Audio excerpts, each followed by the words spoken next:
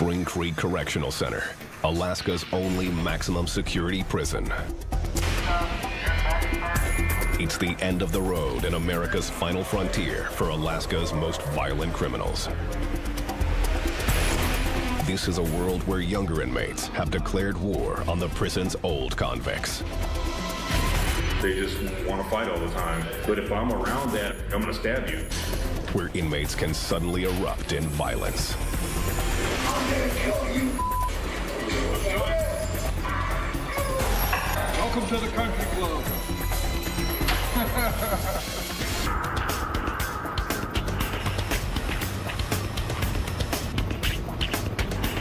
Spring Creek Correctional Center in Seward, Alaska. The prison was built in 1988 to house the state's most violent offenders.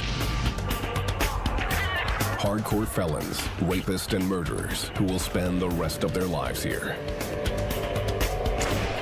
Felons like Victor Stern.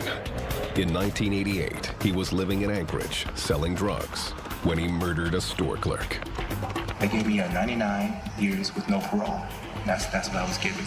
I shot somebody. From a control tower that dominates the compound, officers are armed with assault rifles. Essential firepower if things get out of control. But even so, after 15 years on the job, Sergeant William Lipinskis knows that keeping order is dependent on the prisoners' cooperation. Do the math. There's 500 of them right here, right now, today, and there's only 26 officers on shift. If they want this yard, they can have it. They can take it. Surrounded by ice fields and unforgiving mountains, Spring Creek is the northernmost maximum security prison in the United States. Come here in March. It's raining and snowing. And with the limited light we have, and you know, it definitely has an effect on people. Spread across 300 acres, the prison has 3 housing units containing between 500 and 550 inmates. Within each unit, there are 4 modules, or mods. Here, 2 inmates share a cell measuring 6 feet by 10. House 2 and House 3 are for inmates in general population. House 1 is Spring Creek's ultra-secure segregation unit. For Superintendent Craig Turnbull, it's a way to control prisoners who will not or cannot stop themselves from being violent. Prisoners there are locked down for approximately 23 hours a day, single-celled, and they have 1 hour of recreation and a shower a day. It's just the highlight of their day. Convicted in 1986 of a contract killing, John Bright has spent more time locked in House 1 than any other inmate at Spring Creek, 12 years. He's been back in general population for just 8 months. I used to fight. I fought in here, I fought on the streets, I fought for fun. So there was nowhere else they could put me because I was fighting every day and being aggressive and a troublemaker. There you go. Alaska has one of the highest rates of violent crime in the United States. With tougher sentences being handed down in the courts, the state's prisons are full to capacity. Overcrowding at other state prisons makes it necessary to send many young offenders with short sentences here to maximum security, and that's a problem. The younger prisoners don't know the established culture. There's always the challenge of long-term prisoners who have long sentences and being housed with prisoners with short sentences, and that causes a lot of friction. At 39, Donald Joseph is considered an old con, and he has a history of fighting younger inmates. They just want to fight all the time. I could be around that, but if I'm around that, I'm not going to go in the room and box with you. I'm going to stab you. Ready? Yeah, bring him out. Today, Spring Creek is accepting a dozen new inmates. Come on, let's Step right around the corner. The first thing officers do is establish their authority. We've got a few rules here. If you bring problems to us, we'll bring it to you. Don't mess with us. Step in here. The new arrivals are escorted to a holding room and one by one screened for drugs. Correctional officers know that a prisoner addicted to narcotics or about to spiral into withdrawal is a major security threat. Get these guys secured. But drugs aren't the only problem. Many of these violent offenders may be affiliated with gangs.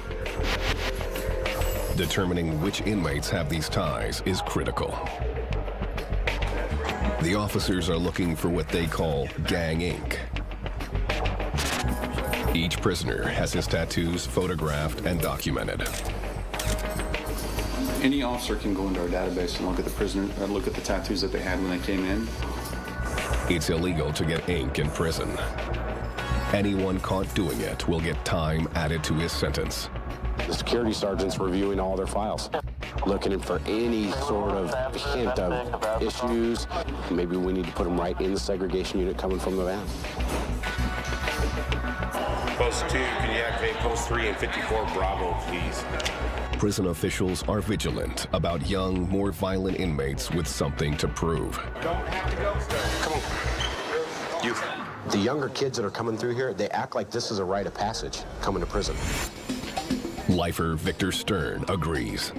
So you got all these young cats going in, so now the whole demographic has just changed. I mean, these guys don't care. They're just in and out.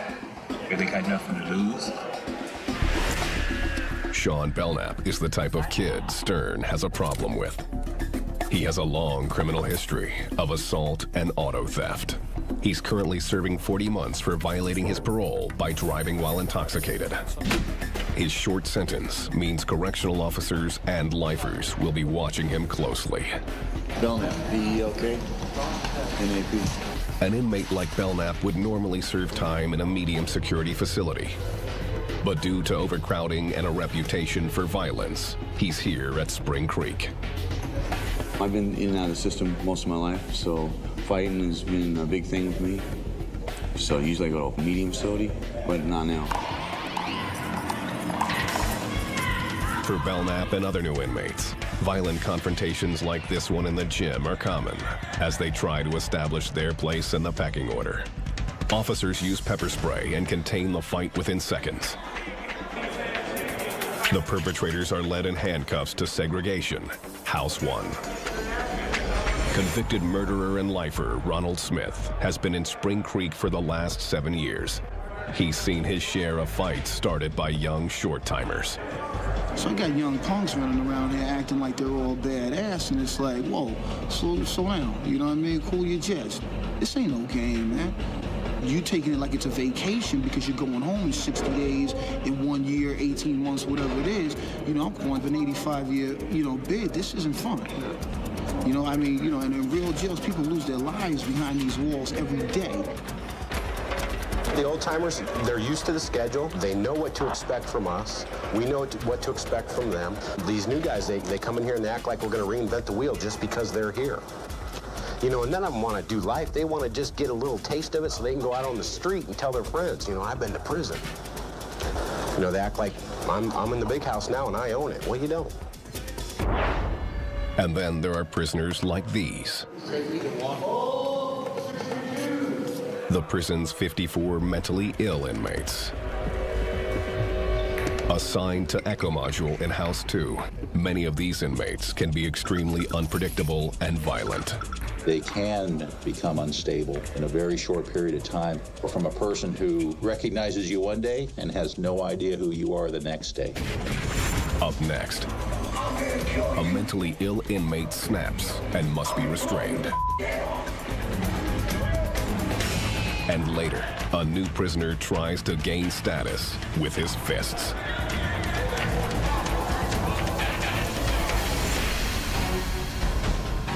A little over 125 miles from Anchorage and surrounded by natural beauty, Spring Creek Correctional Center houses Alaska's most hardened offenders.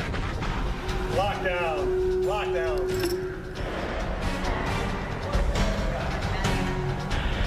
And deep inside this maximum security prison in House 2 is a unit holding the most volatile prisoners. It's called Echo Module. Echo is home to the prison's mentally ill and criminally insane. They're very unique people. A lot of them can turn on a dime for whatever reason. Whereas in a normal general population mod, you can sort of see things starting to simmer and bubble, and then you can intervene. These guys are very challenging. In the United States, 1 in 6 prisoners is mentally ill. And in Alaska, 12% of inmates exhibit mental illnesses like bipolar disorder and schizophrenia. Dennis Perry has the difficult task of keeping the inmates of Echo Mod from becoming violent. Echo Mod, it's a chronic or long-term mod that is reserved generally for the mentally ill and chronically mentally ill. We try to have as many officers observing as we can. Echo Mod exists to isolate these often heavily medicated inmates from the general population. It also keeps their powerful mood-altering prescription drugs out of other inmates' hands. There are a lot of people in the institution that would love to pass their time with some aid, and so medication becomes a real commodity, and they have to be protected from the rest of the population. Ernest Rogers is serving 85 years for attempted murder. In prison, his bipolar disorder is kept under control. Without medication, he could easily become violent again. I'm fully responsible for what I did to get in here, and I've always said that. I've never denied what I did. In Echo, inmates have their medication regime strictly monitored.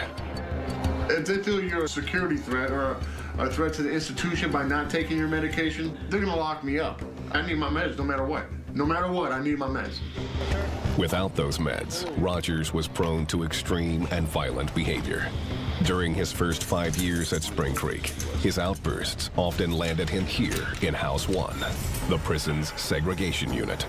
I've been to the place, even in prison, to where I don't need these and screw these, and you know, this ain't gonna affect me that much. And you know, I did 2 years in House 1 for being non-med compliant and threatening people and stuff like that. Correctional officers know that they must constantly monitor prisoners like Rogers, who sometimes refuse to take their meds. Often inmates pretend to take them, but hold them in their cheeks, later spitting them out. It's called cheeking, and it's led to trouble with Ernest Rogers. If you watch him, he cycles. And about every 2 years, he's either cheeking it or not taking it at all. And he starts getting aggressive in his tendencies. He's a big guy, so he stands out. And I think because of his size, it usually ends the same way. It ends in having to take him down with force, and it usually starts with him swinging on one of us. And it takes 5 of us to get restraints on this guy. This video footage captured by prison officers reveals what can happen when an inmate stops taking his medication. After refusing to take his meds, the prisoner snaps. Within minutes, he's extremely aggressive. I'm gonna kill you. Stand him up. 1, 2, 3. Strapped into an emergency restraint chair, he continues to resist. Screaming, the prisoner spits at the officers, possibly exposing them to hepatitis or something even more serious. The rate of HIV infection is up to 6 times higher for prisoners than for the public at large, so the officers have to protect themselves. They cover the prisoner's head with a spit hood. I'm gonna kill you. I'm gonna kill you. I'm gonna blow your head off. Officers are not allowed to give details about this inmate, but they say he has since served his time and has been released back into society. There are also prisoners who aren't mentally ill, but are simply too violent and disruptive to be in Spring Creek's general population. They live in a tightly controlled, specially built unit. House 1 that segregates them from other inmates and allows correctional officers to control them. And they're there until they're appropriate, their behavior is appropriate, because they're not going to let them disrupt the general population. Welcome to the country club. Coming up. Prisoner Granquist, give you a direct order to cuff up now. The prison's most violent offenders face 23-hour lockdown. 31, you got crew in Gulf 13. And later, correctional officers perform a cell shakedown. What's this? Bingo.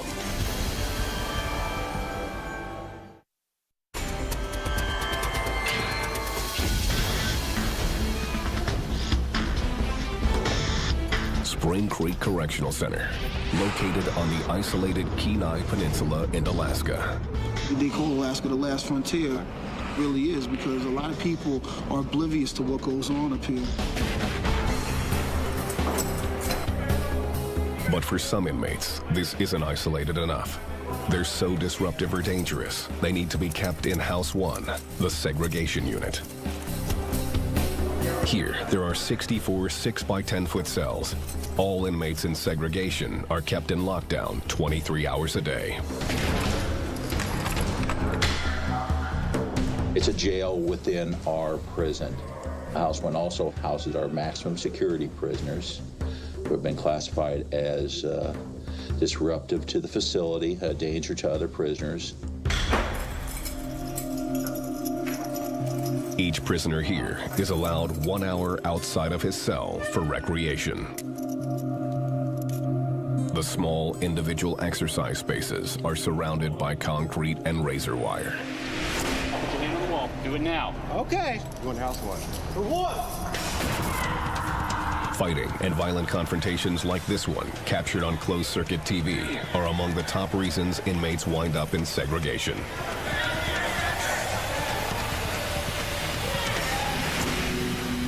Donald Joseph has been placed in segregation many times. He's a violent offender, serving time for attempted murder. I decided I'm gonna go ahead and turn this guy's lights off. He earned his first trip to House 1 after he got into a fight with a group of inmates who were brandishing homemade weapons. They kept trying to sneak up on me with their little shivs and their little mop handles and stuff. I told them they were a bunch of little punks. Joseph claims he was just fighting back. Grabbed his shirt and stabbed him in his face, and they all started screaming and yelling at me, and they ran down the hallway. After officers broke up the fight, they put him in segregation.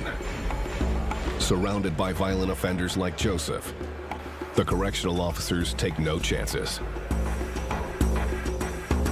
Here, all movement of inmates is strictly regulated. At all times, prisoners are in chains, escorted by 1 or more officers. But 95% of their time is spent in their cells.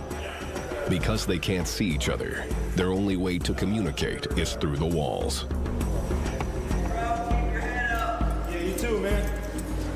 You always need to watch yourself. They're in here for a reason. Everybody who gets moved in this house is in some kind of retainer, some kind of cuff.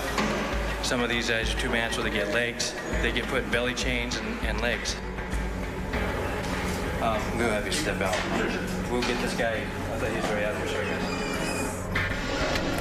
This inmate has a reputation for spitting at officers.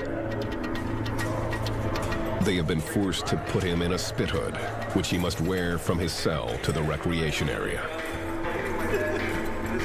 Spit hood. You spit on one of the officers from another location, and we enforce that all the time. Inmates who consistently challenge authority are quickly identified and constantly monitored. House 1 prisoners are issued red uniforms, which stand out from the yellow other prisoners wear. The red is a constant reminder to officers that they are dealing with the most dangerous inmates. Don't care where they came from. We know why you're here.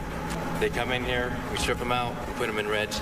We give them 3 changes of clothes. We give them new linen. We give them what we call Happy Sack. Gives them their soap, toothpaste. Cells in this unit have color-coded signs placed on the doors to classify the inmate inside. White, blue, green, and pink.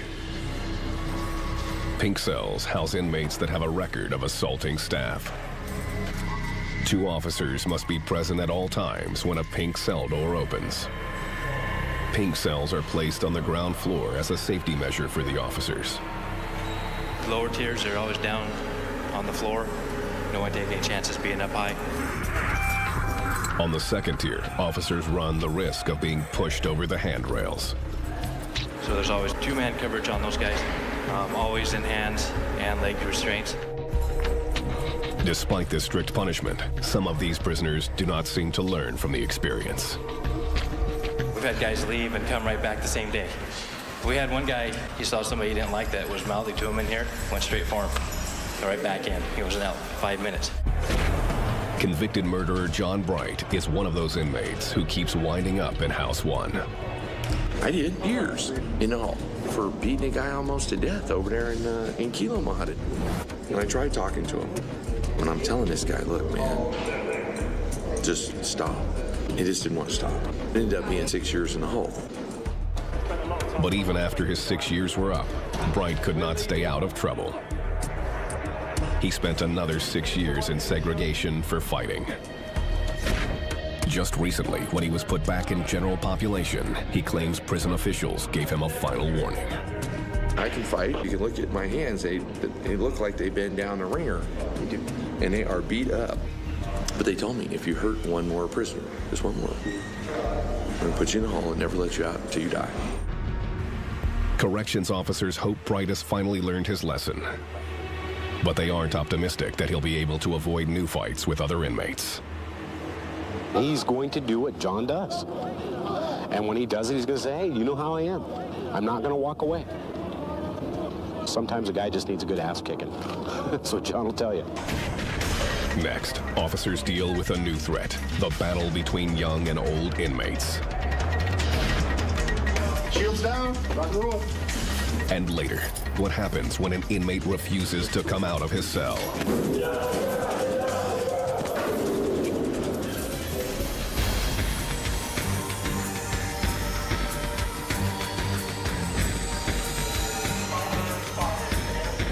Alaska's Spring Creek Correctional Center. Inside these walls are some of the state's most dangerous criminals. For 20 years, this prison has housed inmates with long sentences for violent crimes, like armed robbery and murder. But Spring Creek is changing.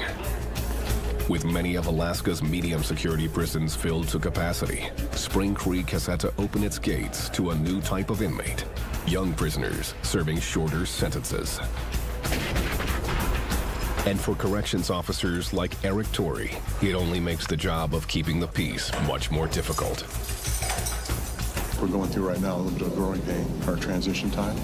That's when there's a potential for disservice. Officers and long-serving inmates agree that the influx of new prisoners is making Spring Creek an even more dangerous place. Yeah, you have to be vigilant and on guard all the time. Realize and understand that all these guys are predators, that each of them has left a victim on the other side of the fence, sometimes quite violently. These cats coming in with the short time, they really don't care. They got nothing to lose. Victor Stern came to Spring Creek in 1989, a convicted murderer sentenced to 99 years with no chance for parole. When Stern first got here, he was ready to do battle. My mindset was to kill. Anybody mess with me, I'm gonna kill them. Okay, so I'm either gonna kill or be killed. Over time, he has learned the rules of the prison, but never lets down his guard. Stern has no tolerance for the young inmates looking to earn a reputation on the cell block by picking a fight with him. For these new inmates, this is called making bones. Victor Stern, any of those old-time guys, they're darn sure not going to be punked out by another prisoner. The only way that they can do that is to make their bones, and they do that earlier in their career. They get this idea in their head, well, I'll be the guy that breaks him, or I'll make my bones on this prisoner. 26-year-old Sean Belknap is one of those men looking to make his bones. This is his first time in a maximum security facility. He's doing a 40-month sentence for felony DUI.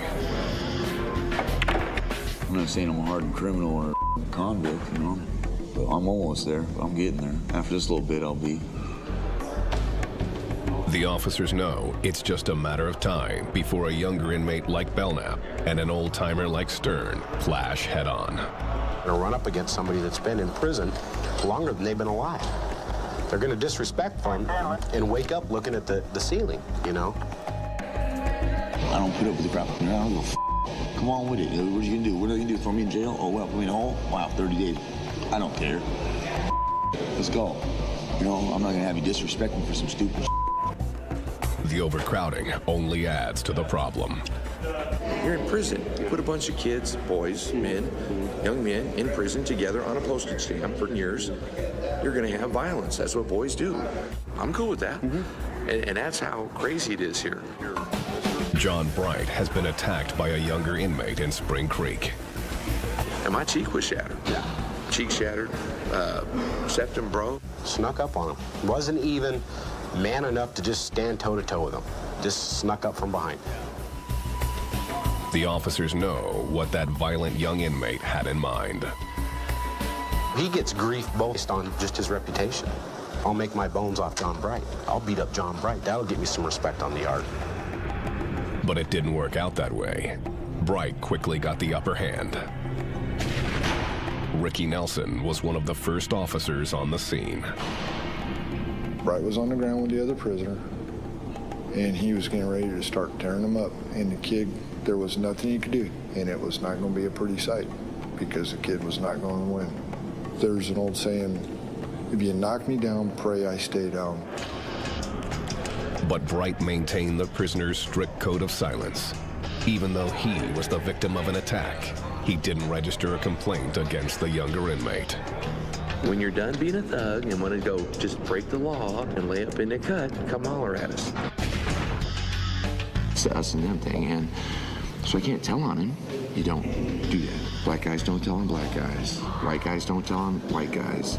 It's the rules, our rules. Those unwritten rules mean that prisoners will find their own ways to get back at their attacker. It also makes the job of investigating what happened very difficult. The standard response is, you know, to questions of a black eye or physical injury is, oh, I got that in basketball. That's the standard response.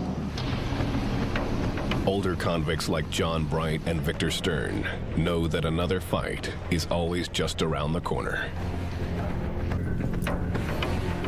We're all smiling. 3 minutes from now, we'd be standing here talking. Somebody'd be able to get their head beat in. It could happen at any time because you don't know what's going on in somebody's mind. So it could happen. You never doubt that. The tension of inmate-on-inmate violence is constant. On this day, there's a fight in the gym. You guys want to see if we got a fight here? Through the window? It is the second fight of the day. Both of these inmates are headed to the segregation unit. Dealing with guys that know how to do time is a lot easier than dealing with guys that don't know how to do time. No matter what the threat, officers try to stay one step ahead of the 500-plus inmates who have nothing better to do than hustle and scheme. In prison, there's a dangerous black market in tattoos. Next, officers try to keep a lid on this illegal activity. What's this? And later, Spring Creek Cell Extraction Squad trains to respond to an inmate on a rampage.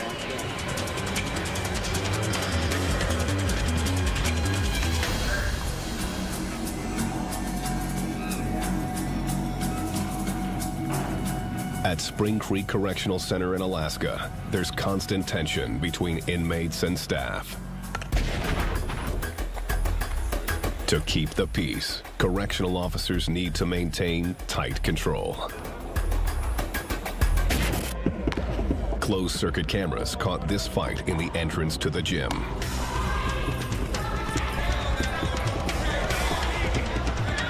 officers try to stop fights early. They know that small fights can escalate into big ones. My primary concern when I find somebody that's beat up like that, is it over? If I don't deal with it right now and deal with it the right way, it's going to get bigger. It's going to be some big dramatic thing that's going to affect the whole institution. To stay on top of these situations, Officer Ricky Nelson remains on watch, looking for subtle changes in inmates. If there's something wrong in the mod, you can actually walk in. You just can feel the tension in the air. You just don't know what it is. And you start going around talking, do a general barometer check. You know, you got your key prisoners you can talk to and work from there. Officers try to form a relationship with key prisoners and turn them into informants who divulge information about their fellow inmates. But if an inmate gets a reputation as a rat or snitch, he will pay a heavy price. There's rats in my mod. I tell them, I don't know why the you're talking to me, but if you ever talk to me again, I'm gonna slap your mouth out there to the bay and the sea otters are gonna play with your lips. There's a dude, he's wound up there because every mod he goes to, he tells, and he openly tells. You know, the only solution for this dude is to kill him. Information obtained from inmates often results in cell searches. For Officer Eric Torrey, it's a constant cat-and-mouse game. He knows that while he watches the prisoners, they in turn are watching him. I'm only here half the time. They're here all the time. And they probably know more about me than I know about myself. My mannerisms, my habits that I take for granted, they're very much in tune to those. They know what they are. So I accept that, and I just try to be as spontaneous as I can. 31, you got crew in Gulf 13. Conducting a cell toss is one way officers can stop fights before they begin. The prisoner is very particular and organized. Now, I'm looking around here, I see one piece of disorganization. Spring Creek's officers regularly discover homemade knives or shanks and drugs. In this cell, Torrey doesn't find a weapon, but something almost as valuable. I go through all these books, but I have a target area here I'm focusing on. What's this? Don't move. Bingo. One tattoo device. Motor, battery, needle, whole deal. Following the discovery of the tattooing equipment, the inmate will face the prison's disciplinary board and be sent to segregation if charged. Tattooing with dirty needles causes infection, creating a major health hazard, and can spread hepatitis or HIV. Inmates may also use their tattoos to advertise their gang affiliations. Despite the efforts of officers to clamp down on this underground activity, tattooing remains a big part of the prison's culture and its black market. With low-paying prison jobs as the only legitimate source of income, tattooing is one of the oldest ways to make the cash prisoners can turn around and spend on contraband. I'm trying to get my little hustle on, trying to make money. So I gave this guy some commissary for this motor and decided that I'm a tattoo guy now. And I convinced my cellie that I knew what I was doing. And he gave me $25 to put a Siemens anchor on his arm. And before you get to work, you gotta have your DEFCON 1 escape plan. Okay, so I got this kid watching for us, and he goes, "Raid!" They're screaming, lock down now." This time, Joseph hid the tattoo device in his rectal cavity and avoided punishment. But that's not always the case. We make efforts to find all the equipment and shut it down, because what it does is it basically the person's establishing a business here. This one right here hurt the most. It's getting one over on the man. You know, the middle of the night, they're doing their tattoo work. Part of the package, just their badge of honor when they hit the street is, I gotta get my sleeves done before I get out. The officers know tattoos or anything else that has value can serve as a flashpoint for violence. From soups to sex is currency. What we do is our best. You know, here's the evidence. We do quite a good job of cracking down on that, keeping it in line as best we can. For the officers of Spring Creek, the ground rules are simple. Stay vigilant. Complacency will get you killed. Give me 1 second. And keeping one step ahead means preparing for the worst. They just want to go to war. And away we go. Coming up, a violent inmate goes on a rampage.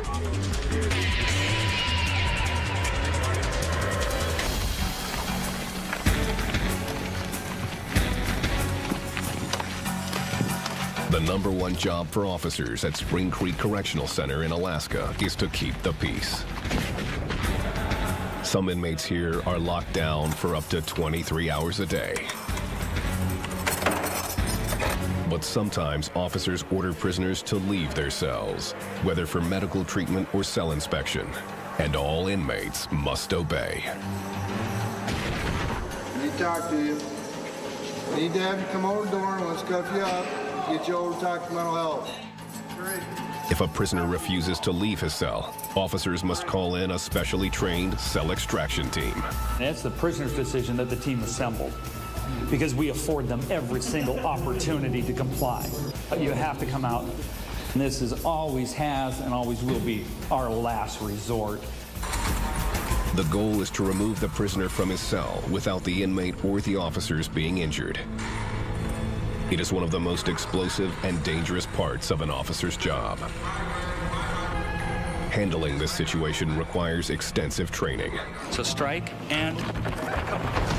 That's why Sergeant Gary Elvey is training Spring Creek's elite 6-member extraction team. Okay, you know your way home from there. Be sure of your target as well as your surroundings. Because he's coming. He's been with the team for over 5 years. The training is for a cell extraction. I'm just back in the medical department in the facility in one of the isolation cells. This particular scenario calls for an extraction of a potentially mentally unstable prisoner. We have a prisoner who is refusing to be restrained to come out for medical treatment. The inmate, played by an officer, is not taking his medications. Arm. We'll start with officers on the shield, arm, legs, and then come back in. So we try to get it as realistic as we can. The officers must enter the cell and forcibly administer the drug. We'll go at your pace, okay? You guys are gonna go at his pace. He's gonna dictate it. First, the officers order the inmate to put his hands through the hatch so he can be cuffed. Come to the door and cuff up. You need to cuff up! When the prisoner doesn't comply, the team prepares to enter the cell. They secure their protective helmets, vests, and shields. Shields down. Rock and roll. Then they enter the cell. The team swarms the prisoner and takes him down. Stop resisting! Stop resisting! They restrain him with cuffs on his wrists and ankles. Then they lead him out of the cell and administer medicine without injuries on either side. This drill and others like it are repeated until LD is convinced the team is prepared for any move a prisoner might make. Stay focused. Line up, get your position, get your tools, tap in. The most dangerous extractions often happen in the segregation unit. That's what happened with Donald Joseph, who's serving 26 years for attempted murder. While on lockdown in his cell, Joseph was accused of refusing to give up his food tray. It was a small but important challenge to the officer's authority, and they called for an extraction team like this one. They'll just get on the radio when they're picking trays up at dinner time and say, so-and-so refused to give us his tray. And then they'll put the curtains, they got black curtains, they'll put them all over all the windows so that nobody can see. To make sure Joseph wasn't trying to lure them into a fight, officers preemptively used their most powerful non-lethal weapon, a pepper spray gun.